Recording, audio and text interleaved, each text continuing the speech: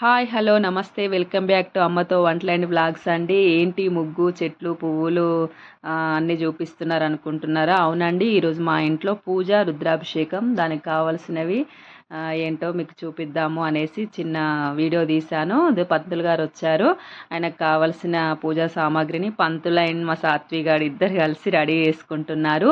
ఏం పూజ అంటారా, రుద్రాభిషేకం చేయించుకుంటున్నామండి మేము ఇంట్లో. కలశం కూడా పెట్టారు ఆయన. నన్ను మాత్రం పసుపుతో గౌరీమాతను చేయు, సారీ గణపతిని చేయు అనేసి అంటే నేను చేశాను. ఆల్రెడీ ఆవు పేడతోటి గౌరమ్మని చేసేసి పక్కన పెట్టాను.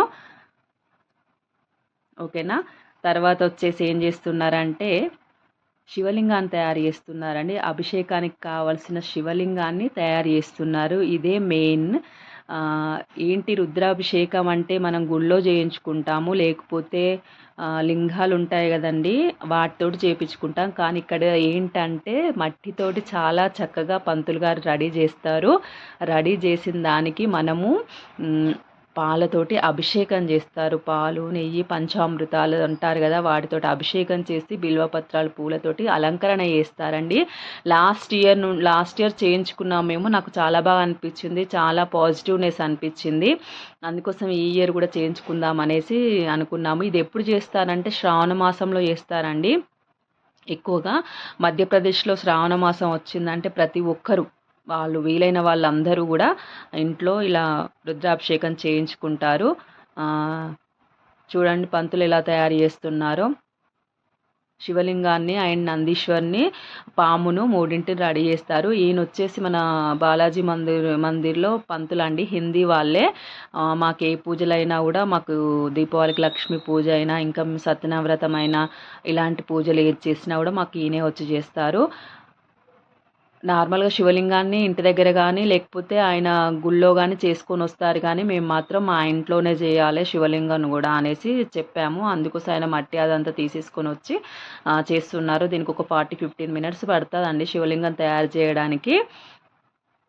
అందుకోసం వీడియో కూడా కొంచెం స్పీడ్ మోషన్లో పెట్టాము. చూడండి, మీకు అర్థమైపోతుంది ఎంత బాగుంటుందంటే చాలా బాగుంటుంది. ఏదైనా మనం మనసుతోటి చేస్తే కంపల్సరీ పూజ ఫలిస్తుంది. పూజలో ఇది ఉండాలి అది ఉండాలి, ఇంత ఆడంబరంగా చేయాలి, ఇది పెట్టాలి అది పెట్టాలని ఏం లేదండి. నేను మాత్రం నాకు తెలిసినట్టు నేను పూజ చేసుకుంటాను. నాకు మాత్రం తెలంగాణలో ఉన్నప్పుడు పూజల గురించి ఎక్కువ తెలియకపోవు, ఇక్కడికి వచ్చాక మాత్రం కొంచెం నేర్చుకున్నాను. ముఖ్యంగా మెయిన్ ఏంటంటే మనస్ఫూర్తిగా భగవంతుణ్ణి ప్రార్థిస్తే కంపల్సరీ అంటే 99% మనకు దాని రిజల్ట్ అనేది ఉంటుంది అనేది మాత్రం ఒకటి నమ్మా నేను. అది మాత్రం కరెక్ట్ అని చెప్తాను. చూడండి ఎంత బాగా చేస్తున్నారో శివలింగాన్ని. మీకు ఒక విషయం తెలుసా అండి, మధ్యప్రదేశ్లో శ్రావణ మాసం కానీ ఆషాఢం కానీ శ్రావణం కానీ మనకంటే ఒక 10-15 డేస్ ముందే స్టార్ట్ అవుతుంది వీళ్ళకి. అంటే నాకు తెలిసి నార్త్ సైడ్ అందరికీ అంతే కావచ్చు. మధ్యప్రదేశ్ వచ్చిన కంచెలు మాత్రం నేను శ్రావణం స్టార్ట్ అయింది, ఆషాఢం స్టార్ట్ అయిందని ఇక్కడ వాళ్ళు అంటుంటే అదేంటి ఇంకా స్టార్ట్ కాలే కదా అని అంటే అప్పుడు అనిపించింది, అక్కడికి ఇక్కడికి ఒక 10 or 15 డేస్ డిఫరెంట్ ఉంటుంది అనేసి. వీళ్ళకి ఆల్రెడీ శ్రావణం స్టార్ట్ అయిపోయింది. రక్షాబంధన్ అంటే పౌర్ణమితోటి వీళ్ళ శ్రావణ మాసం అనేది ముగుస్తుంది. మనకు మాత్రం అమావాస్యతోటి ముగుస్తుంది. అంటే మీకు అర్థమైంది కదా ఎన్ని డేస్ డిఫరెంట్ ఉంటుందో. ఆషాఢం కానీ శ్రావణం కానీ ఈ 2 నెలలండి. ఈ విషయం మన వాళ్ళకి తెలియదు కదా. అవును, అందుకోసం చెప్తున్నాను, నాకు కూడా తెలియదు, ఇక్కడికి వచ్చాకే తెలిసింది. నేను మెయిన్ యూట్యూబ్ ఎందుకు స్టార్ట్ చేశానంటే ఇక్కడి వాతావరణం, ఇక్కడి సాంప్రదాయాలు, ఇక్కడ వీళ్ళ కల్చరు, వీళ్ళు ఎలా ఉంటారు, ఏం చేస్తారు, వీళ్ళ పండగలు కానీ పూజలు కానీ చాలా బాగా అనిపించింది నాకు. అది మనకు తెలియదు, మన సైడ్ వాళ్ళకి, 2 తెలుగు రాష్ట్రాల వాళ్ళకి తెలియదు కదా. అందరూ ఎక్కువ వేరే కంట్రీ అమెరికాలో ఇలా ఉంటుంది, అమెరికాలో అలా ఉంటుంది అనేసి వీడియోస్ తీసి పెడుతున్నారు కదా. సేమ్ మన ఇండియాలో కూడా పక్క రాష్ట్రాలు ఎలా ఉంటాయి, అక్కడ ఫుడ్ ఎలా ఉంటుంది, అక్కడ ఏంటి వాతావరణం ఎలా ఉంటుంది అని మెయిన్ దాని గురించే నేను మీకు చెప్దాము తెలియాలి అనేసి స్టార్ట్ చేశాను. దాని గురించి ఒకరోజు కంపల్సరీ ఫుల్ వీడియో చేస్తాను. ఇక్కడ చలి ఎక్కువనే, వానలు ఎక్కువనే, ఎండ ఎక్కువనేనండి. అలాగే ఫుడ్ కూడా అన్ని వెజిటేబుల్స్ మనకు దొరకవు, సీజన్ వైల్గానే దొరుకుతాయి. మన తెలంగాణలో తెలుగు అటు సైడ్ మాత్రం ఎప్పుడు ఏం కావాలన్నా దొరుకుతాయి, కానీ ఇక్కడ మాత్రం దొరకాయి. ఆ విషయం మీకు తెలియదు.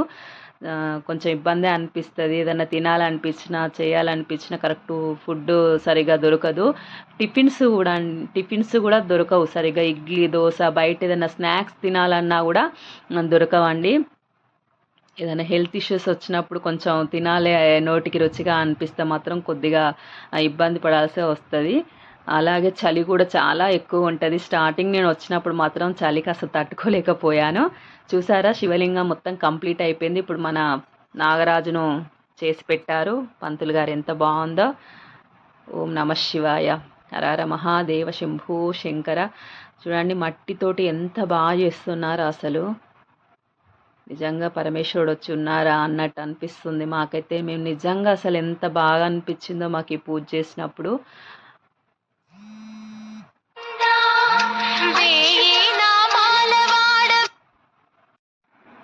శివలింగాన్ని తయారు చేస్తున్నారు. నాగపామును కూడా తయారు చేశారండి.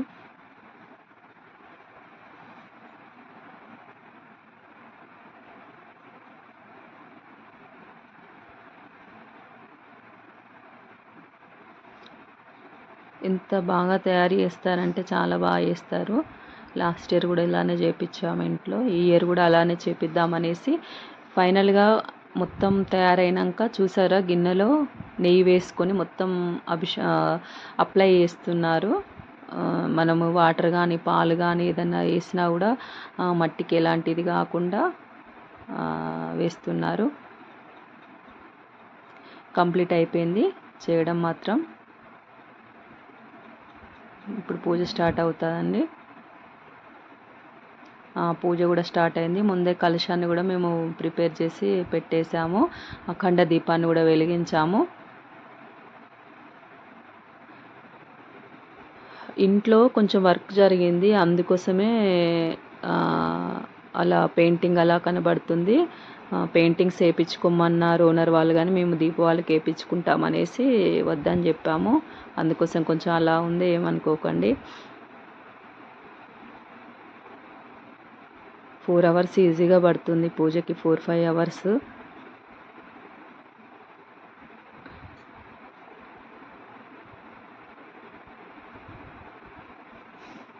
చూడండి,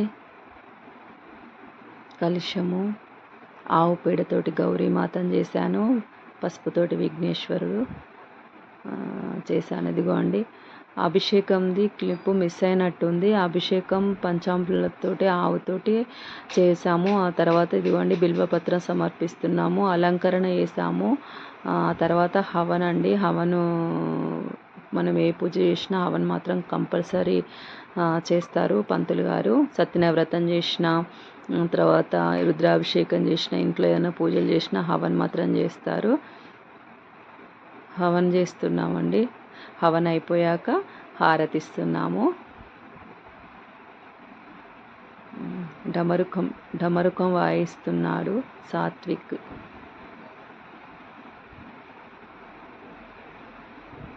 చూడండి ఎంత బాగుందో అసలు, ఎంత ఇది చాలా బాగా అనిపిస్తుంది మనకి.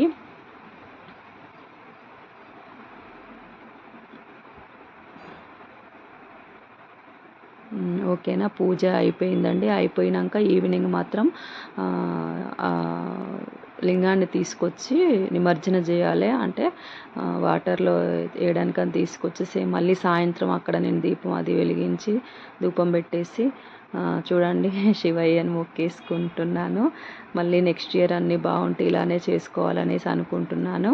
అదిగోండి నిమజ్జనం అవుతున్నాడు మహాశివుడు.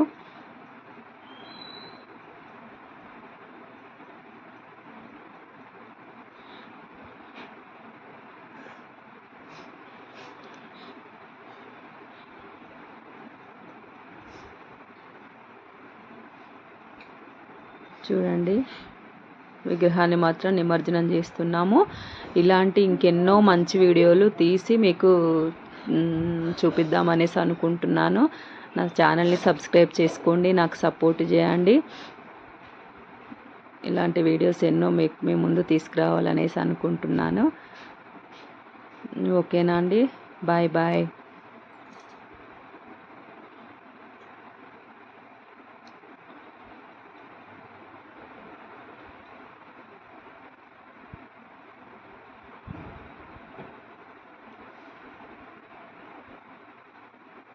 Please subscribe to my channel.